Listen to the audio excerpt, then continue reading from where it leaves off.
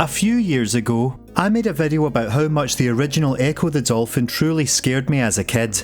It sounded quite tongue-in-cheek, that this 2D game about a flipping dolphin could have such a traumatic effect, and I accepted that I might be opening myself up to ridicule. However, I was amazed at not only how well that video performed on my small YouTube channel, but how many people shared similar recollections of their time with the game. I'm so grateful for all the support it received. Whether viewers agreed, politely disagreed, seemingly didn't watch it and started informing me about things I had discussed extensively, missed the point completely and aggressively lectured me on how Silent Hill was scarier, or, really weirdly, denied the theory of evolution with no facts to back up their bizarre claims. Apparently dolphins didn't evolve from anything. Anyway, it's nice to know that I'm not crazy, or at least not alone in being crazy, and it made me realise that there's an audience who are interested in Ecco discussion and how the simultaneously beloved, reviled and misunderstood oddity left an impression, or psychological scars, on so many players. So, as I promised to a lot of commenters, I'm going to do videos on the follow-ups, starting with the 1994 sequel, The Tides of Time. My main point about Ecco 1 was how it covertly sneaked into the gaming collections of many children, myself included, ostensibly as a tranquil outing about a dolphin who swims around and jumps out of the water. Now, for many players, it was just that. Its obtuse strangeness and unfair difficulty meant that a lot of players didn't see further than the first couple of levels. Those who persevered, or messed around with the password system, were in for a shock when they eventually discovered the remains of an Atlantean society, were snatched by a pteranodon after using a time machine, or trapped in a black void with an alien hellspawn that would make Ridley Scott crap his pants. It was a slowly unravelling cosmic odyssey, presenting itself as a nice little gift for unknowing parents to buy for their kids that would deteriorate into nightmare fuel once they left them alone with it. It retrospectively brings to mind the sort of scares that you now find across various media. Horror where horror shouldn't be, basically. An insidious style that I've come to absolutely love. Does Tides of Time work in the same way? Does this retro title hit the same nerve as its predecessor? And did the same crazy real world and artistic influences play a role in its creation? It's one that I came to later in life, unlike the original which I had as a child, and I've replayed it to refresh myself for this retrospective. So hold your breath and let's dive beneath the waves once more as we explore its murky depths. Now, the announcement of remasters of the first two titles and a new Ecco game since my previous video obviously opens up different avenues of discussion, but I've already detailed my thoughts on those in a speculation video, which are linked to on screen in the description and in a pinned comment. This video will solely be looking at the Tides of Time as it originally existed, without any external caveats influencing my analysis. The game takes place sometime after the end of the first one, our cetaceous hero enjoying a quiet life after defeating the Vortex, the alien race who had preyed upon the planet in the previous entry, sucking up its marine life like a salty milkshake through an intergalactic straw. Ecco 1 took a while to show its true colours, slowly building to the unveiling of these monsters, but Tides gets straight to the point in its prologue, revealing that the Vortex Queen followed Ecco back to Earth for revenge, crashing into the water like an asteroid in a scene reminiscent of Revelations chapter 8 verse 10, or indeed like a verse in my religion, Chrono Triggerism. The first level is expectedly just about darting around happily, thankfully with no jump scare storm this time. It doesn't appear to be the same home bay, given its more tropical appearance and the presence of sunken ships. This suggestion of human activity without ever seeing anyone really heightened the sense of isolation in Ecco 1, and this continues with these new warp rings, left behind by the Atlanteans, like they did with the message-encoded glyphs. The rings allow the dolphin to travel great distances in pseudo-3D interludes. I fucking hate these. It might be a me problem, but my apparent lack of depth perception means I can't jump through the ones above the water with any guarantee. It's like the bonus stages in Sonic 2, which used to piss me off as well. Ecco later gets hurt in a cave-in, which somehow strips him of the powers bestowed upon him by the Asterite, the ancient being that previously helped him travel to the past to stop his family being eaten. This means he has to breathe air again, reducing him to a mere mammal and instantly making things much more stressful. The fearful local dolphins sing of the death of the Asterite and strange creatures in the sea. The Queen has set up camp, feeding on the earth and spawning new offspring into its waters. Ecco soon meets another dolphin who's well endowed in the fin department. She reveals herself to be Trelia, his descendant from the distant future. She warns that this timeline isn't set in stone and that there's the risk of a dark future ruled by the Vortex. With this, she takes Ecco forwards through time to visit an old friend. Things don't seem that much different millions of years later.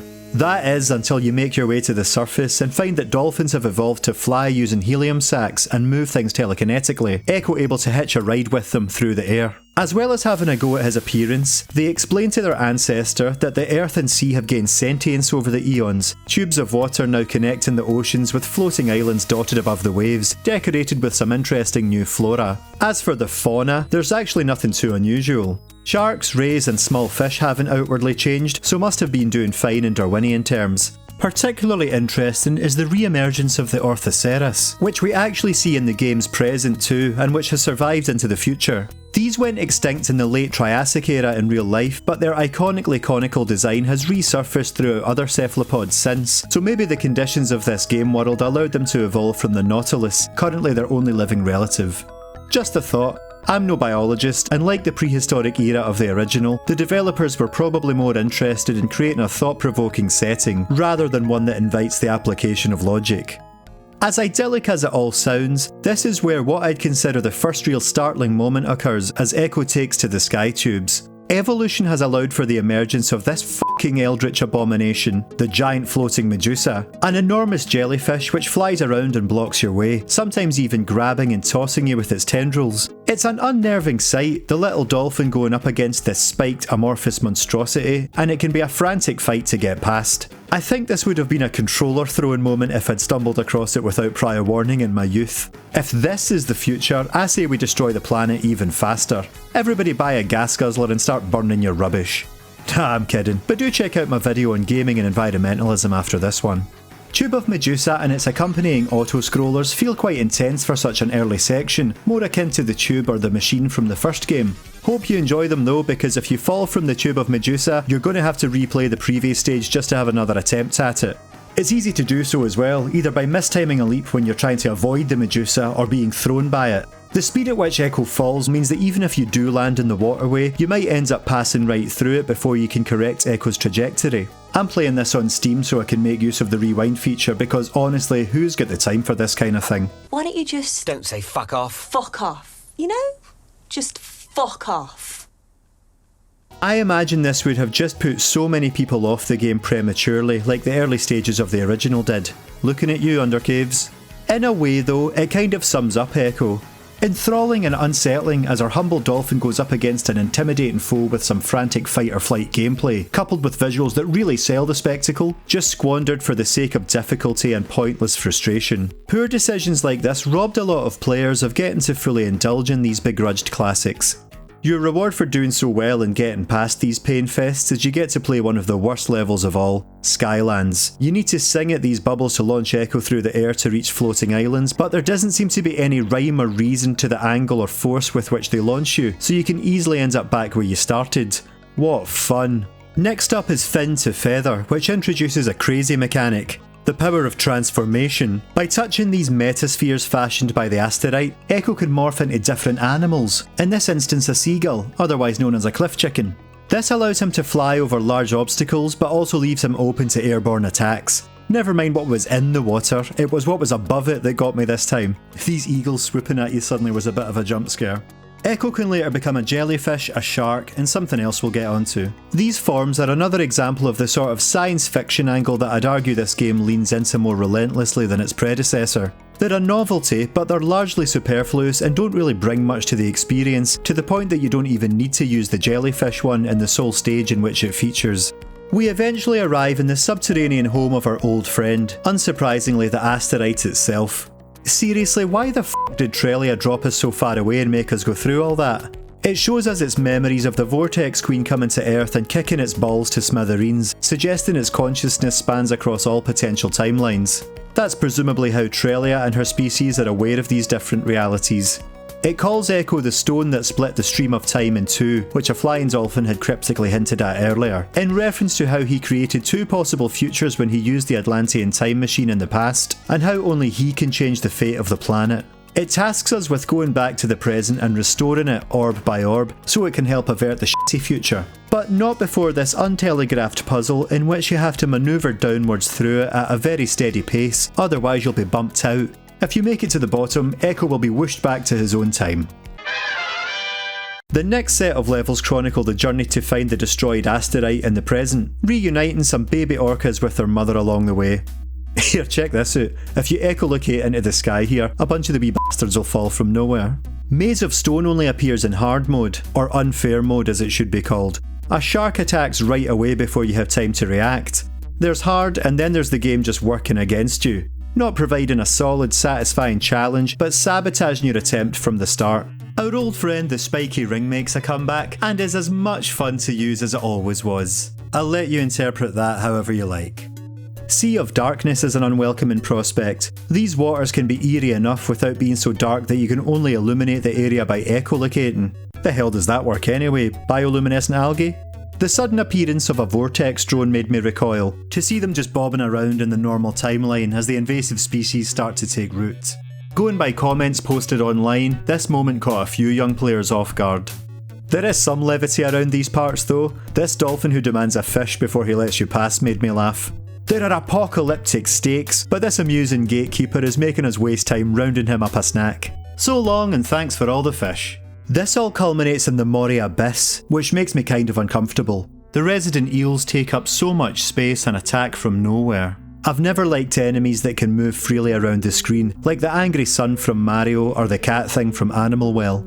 This isn't even what Moray eels look like. These are more like dragons or something. They're actually kinda goofy. I think I'd be more perturbed by them if they were more realistic or akin to the Dunkleosteus from the initial game, but maybe writhing slender bodies would have been too hard to animate on the Mega Drive. Still, their scale and the presence of the massive conch makes them pretty freakish. The Dark Canyon backdrop sets the tone too. 2 of the asteroid's globes fall out of the shell once you defeat the eels, and in broken speech, it instructs you to find more. The ensuing story arc is about finding pairs of the asteroid's balls and rebuilding it in the Moray Abyss, which you can warp back to using rings.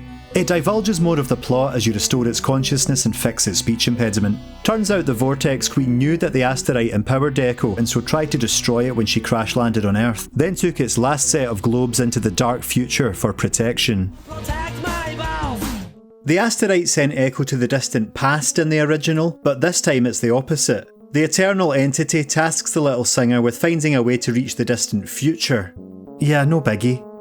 One of the stages around this point is Big Water, which did actually make me shit myself a little. Remember in my video about the first Echo when I said suddenly encountering Colossal Whale the Big Blue really freaked me out? Yeah, try one of those fuckers just rocketing up in front of you from out of nowhere.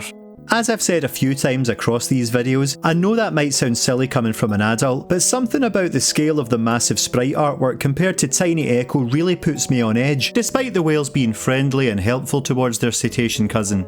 It doesn't help that there's no surface and no seafloor, and nothing but dark endlessness for a background. It's probably just bringing up memories of my childhood experience with the first game, but I had to psych myself up to dash through this mercifully short and safe course. This is referred to as megalohydrothalassophobia, the fear of large objects in water.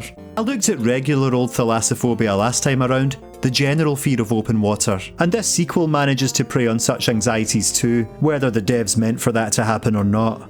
The Hungry Ones level sees Echo become a shark and dolphins become your unwitting enemies. I don't quite see the I nearly said I don't see the porpoise of this. I don't quite see the purpose of this, other than briefly shaking up the gameplay. It doesn't add anything mechanically or narratively. I know the asteroid has lost its marbles at this point, but why it would make you do this I don't quite get. By the time we get to Lunar Bay, the ocean is becoming barren again. The Vortex are stripping it of life. They're all that's left, including horrible new drone variants, which are vicious, sharp-clawed fiends. The Echo Wiki refers to these as warrior drones, but there doesn't seem to be any official confirmation of this. Maybe whoever wrote it was paying homage to the xenomorph warriors from Aliens, from which they appear to take a cue. If captured by these, or eaten by the Queen in the final battle, you need to play a Metasphere segment as one of them. No idea why, but I like the kinds of environmental storytelling of this stage, especially in a game that's heavier on exposition. 2 of the warrior drones ambush Echo and take him to their dark future. But how? The asteroid is the only one shown to be able to freely control time. Maybe Trelia, but not the Vortex. They also can't be using the Atlantean time machine because it's established that can only send you back, not forwards. But more importantly, why do they do this? Echo is trying to travel to the future. He'd have been screwed if they just left him here in the present, unable to rebuild the asteroid as the Vortex become the dominant species. They seem to be willingly bringing about their own downfall by doing this. The dark future levels are outlandish, for better and worse. Trying to control a fish out of water, I'm aware dolphins aren't fish, but allow me the metaphor, by performing precipitous manoeuvres within questionable gravitational physics feels like an early example of one of those ridiculous titles like Getting Over It, I Am Bread or Octodad, without the deliberate challenge or comedic element. Jumping on land is a bit easier in this game though. Not exactly intuitive, it's still janky, but you do have more control over Echo when scrambling over rocks and things, not like when you had to slide on the ice in Echo 1. But still, full stages based around such a wrestle can be a drag. Worse still when the one called Gravitor Box reverses gravity, leading to Echo having to do his trademark leaps upside down. Ropey mechanics aside, these courses are admittedly exciting, venturing much further into the sci-fi setting that only punctuated the end of the first release. They take place in the Vortex's sky-high industrial lair. We're seeing the advancement of their sinister technology and how they'll terraform the Earth into this barren dystopia if they aren't stopped. Oddly, we don't actually encounter any drones, but there are a number of curious life forms, including these big monstrous serpentine things. They're creepy as hell and it's always unpleasant to see one skulking around the peripheries, but they're not much of a threat. It culminates in the globe holder stage, in which Echo has to whack around this huge scrotum to rescue the asteroid's bollocks from within, being careful it doesn't crush him into seafood pate as it ricochets around the room. I've got to mention the prototype of the game here. While it's largely unplayable, it contains a level set in this Vortex future, where Echo faces off against a metallic doppelganger of himself. The wiki refers to this as the Death Replicator, but again, there doesn't seem to be any credible source for this name, as cool as it is.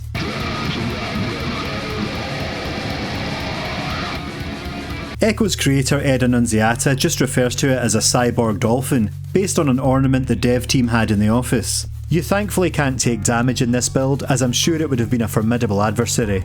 It gives off big Metal Sonic vibes, very in keeping with Sega's aesthetic at the time, that idea of nature being overcome by industrialisation. They've taken a leaf out of Dr. Robotnik's book to build a contraption like this, and it's a real shame that such a cool idea didn't make the final cut. This build also has this horrific animation of the blinded Vortex Queen's descent to Earth with all this goop flying out of her eyes. What a hell of a thing that would be to see right at the start if you were new to the series.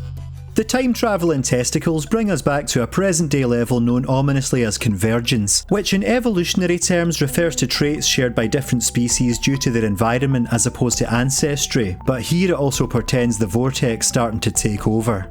The asteroid is now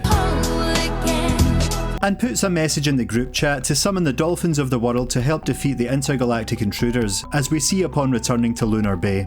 The bottom now leads to an area akin to Welcome to the Machine from Echo 1. There's even a hard mode stage set here called New Machine. It's as sad as it is striking to see this macabre amalgamation, with the Vortex imagery supplanted into the seabed in an awesome juxtaposition that shows how the invaders are making their presence felt, again playing into the environmental symbology. In the former game, these contrasting locations of the once peaceful ocean and hostile machinery were literally worlds apart. Here, worlds collide. Submechanophobia is the fear of submerged mechanical items, so I wonder if this level wouldn't sit right with people who suffer from that. Let me know in the comments if that's you. This leads to another confrontation with the Vortex Queen, and she's got a brand new look. She's red for a start, sort of like horrible flayed raw skin. And at first I thought she was upside down, just her razor-lined maw popping in and out of the floor. But that would mean the shape of her teeth doesn't match up with her original design. She might have just morphed completely into this eyeless miscreation, complete with a prehensile tongue appendage that'll pull you inside of her. She's actually referred to as Sarlacc in the prototype build, after the similarly hungry Star Wars beastie. Her new design also resembles a xenomorph hatching from an egg, further building on the alien inspiration. She's still pretty terrifying, but it was her gargantuan scale, the pitch black background, and how unexpected her reveal was that made the first game a much more electrifying experience. Echo sonars the bitch into oblivion once again, but we get a brief glimpse of a googly-eyed critter swimming away. The two-time saviour of the seas and his clicking crew celebrate their victory, the dolphins even treating us to a wee synchronised swimming routine. His podmates praise him for his oceanic endeavours and the credits roll. But it ain't over yet. An epilogue sees Echo pop in for a visit with the asteroid, which tells him that he must destroy the Atlantean time machine so that the stream of time can never be split in two again. Ecco duly obliges and is warped to Atlantis, which he previously visited in order to go back to the panic-inducing prehistoric arc. They also introduce a one-off tile puzzle here for some reason, before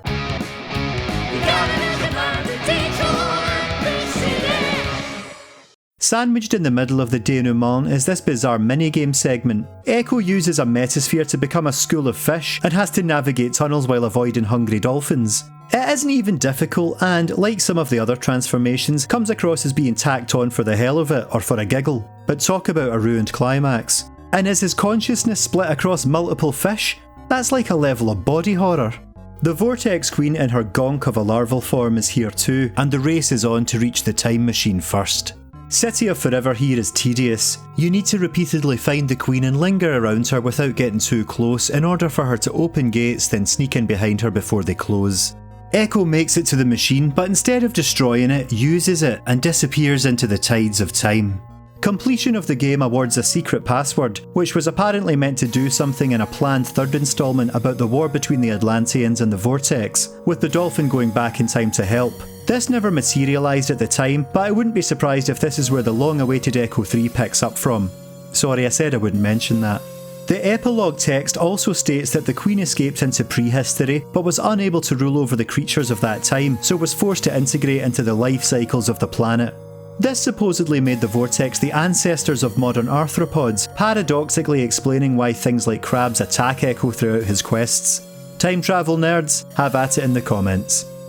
Wait, if he caused the timeline to split by using the machine before, has he not potentially caused more problems by doing so again instead of destroying it? Oh god, never mind, all this time travel business is getting exhausting. So, having gotten properly reacquainted with the tides of time, does it bother me in the same way that the first game did? Well, at the risk of defying expectation or alienating part of the audience, no, it doesn't. Sure, I get a bit of the same thalassophobia when going into deeper waters, but I never really ran into anything that shocked me in this one. I think this slight discomfort mainly stems from a lingering recollection of my early years' unease.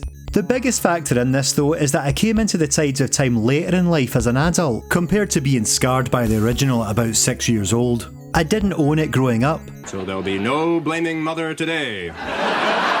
Where the first Ecco took its time to degenerate from a cute and cosy frolic into a Lovecraftian cosmic horror story, the Tides of Time doesn't mess around.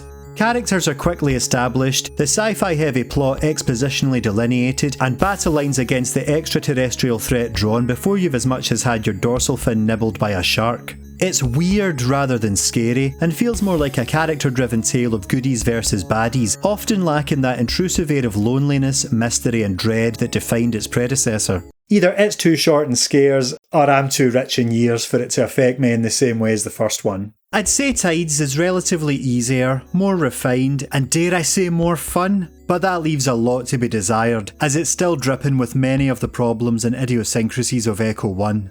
The original managed to leave an impression despite its unfairness and lack of direction, and I'd say the same goes this time around. It's more interesting in concept than it is enjoyable in execution. So many comments on my first Ecco video were from people who said they didn't get very far at all for this reason, but that the game had stuck in their mind all these years later. Nostalgia does a lot of the heavy lifting when it comes to my opinion of Ecco 1, and at the end of the day, I can imagine that the same kind of pervasive, artificial difficulty resulted in players at the time having a similarly brief dalliance with the sequel. There is, however, the introduction of different difficulty settings from the start in this one, including an easy mode for filthy casuals, a hard mode for masochists, and a normal mode, which reportedly adapts the difficulty depending on your performance, but that's not something I've ever tested. Some levels even mercifully feature checkpoints in the form of morphing glyphs. Graphics play into it too. It's done in the same relatively realistic style, certainly for a game from 1994, but there's something about it that I don't find as immersive. It might be the repetitive levels, backgrounds that are a little over-stylised, or the redrawn Ecco himself, but I find the visuals sometimes pale in comparison to the first one. The vivid blues of the deep ocean contrasted with its prismatic wildlife is still some spectacular sprite work, as are the cold steel structures of the dark future set against a blazing polluted sky, but I personally find the more understated realism of the original more effective. The visuals appear to be modelled on the paintings of English artist Roger Dean. In particular, the skylands of the good future are reminiscent of his serene fantastical landscapes, themselves partly based on the Scottish Highlands and English Lake District, coupled with the floating island trope. Dean has actually been involved in video games, just not Ecco. He most notably designed box art for several titles by legendary developer Psygnosis, and also produced a number of album covers going back to the 1960s, best known for working with prog rock bands like Yes and Asia. The Vortex-centric levels, like before, are seemingly based on the work of biomechanical mastermind H.R. Giger, best known for designing the movie Alien. Like I said, the new warrior drones share a closer resemblance with the Xenomorph than the standard mini Cthulhus, as does the Queen's new grabby tongue. Further artistic inspiration might have come from David Brin, author of the Sundiver series of novels, which involved uplifted, super-intelligent dolphins and might have informed Trelia and her race. He also has a short story called The River of Time, not unlike the way in which chronology is described in this game. Funnily enough, Brin would become a writer for the next instalment, Defender of the Future, with which Annunziata had no involvement. We'll look at this more when I do a video on it. If there was one thing that the first Ecco definitely got right, it was the music, and by golly does this game nail it as well. Featuring returning composer András Magyari and a small group of others, it again draws influence from the prog soundscapes of Pink Floyd and is redolent of the rich hypnotic synths of Jean-Michel Jarre. The main theme is a swashbuckling epic, but one with bittersweet, almost foreboding undertones. There are calmer moments, like Big Water with its sombre reflective melody that feels like a pocket of air in an ocean of dread, compared to the likes of Convergence, the theme of which brilliantly captures the horror and hopelessness of the situation, and Sea of Darkness with its wobbling, heart-stopping bass drops. There's often a sneering disparity too. Pleasant melodies are sometimes the soundtrack to sinister surroundings, similar to how the playful tune from Welcome to the Machine screwed with you last time. Once again, the Sega CD edition has an alternative, more ambient soundtrack helmed by Spencer Nielsen. Many of you commented that you preferred this one in the first release. What's your opinion on it when it comes to the sequel? The Tides of Time's music, rather amazingly, enjoyed a rendition at classical symphony event The Proms at London's Royal Albert Hall in 2022, alongside cuts from the soundtracks of many other titles. We'll look at this in a future video, as well as Ecco being a catalyst in the creation of the vaporwave genre. Like its predecessor, a heavily truncated version of Tides graced the Game Gear and the Master System, although the latter only ever saw the light of day in Brazil due to the console's enduring popularity in that country. It's a very condensed demake, but did make Trelia think she was Christina Aguilera and reintroduced the octopus, who looks fucking hellish in the Sea of Darkness. Speaking of which, I didn't really talk about the octopus from Ecco 1 in my video about the game, but believe it or not, I actually once got an email from a kindred spirit who'd been so traumatised by it as a kid that fear of the ocean followed him into adulthood, and he'd written an academic article about those eldritch tentacles. And when you consider the size of this sucker compared to a humble dolphin, I can't say I blame him. Since its initial release, The Tides of Time has remained somewhat more elusive than the first game, not appearing on as many platforms and now not even on Steam anymore. Sales figures don't seem to be readily available, but I imagine a knock-on effect is that fewer people have played it over time, which is a pity because it's a fairly good title in its own right that smooths out at least some of the rough edges of the original. Having said that, the first Ecco will always be my favourite for its lifelike naturalistic graphics, sublime audio, more cryptic approach to storytelling, and the twisted lore behind it, like a woman having sex with a dolphin in the name of science. Yeah, that got your attention, didn't it? But The Tides of Time has plenty of its own charisma. It's not quite the psychologically troubling headfuck that its forebear was, but it's a darkly atmospheric affair that, like any good seafaring adventure, can really pull you under. Oof, that was a hell of a deep dive. Let's come up for air. Thanks so much for watching. I hope you've enjoyed this further exploration of a series that's loved, hated, celebrated, misunderstood and feared in equal measure. Are you a fan of The Tides of Time? Did it scare you? Are you confused as to how anybody could possibly be freaked out by it? Let me know your thoughts, positive, negative, insightful, stupid or otherwise. And of course, don't forget to watch my video on the original Ecco the Dolphin if you haven't already. It's become something of a childhood trauma support group. Stay tuned to the channel for more Ecco videos in future by hitting the subscribe button with your sonar. Please leave a like if you've enjoyed it, and until next time, watch out for giant floating jellyfish.